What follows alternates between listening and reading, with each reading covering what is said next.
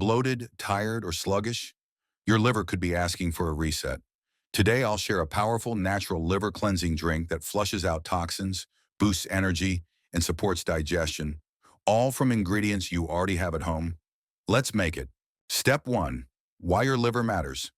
Our liver acts as a natural filter. It cleanses our blood, removes harmful toxins, and helps with digestion.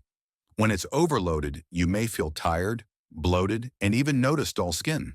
That's where this morning detox drink can help. Step 2. Ingredients and benefits. Show visuals. Lemon, rich in vitamin C, flushes toxins. Ginger, improves digestion, reduces inflammation. Turmeric, protects liver cells, powerful antioxidant. Warm water, boosts absorption, kickstarts metabolism. Step 3. How to make it. Add juice from half a lemon to a glass of warm water. Stir in 1 teaspoon grated ginger and a pinch of turmeric powder. Mix well and drink immediately. Best taken on an empty stomach in the morning. Step 4. Why this works.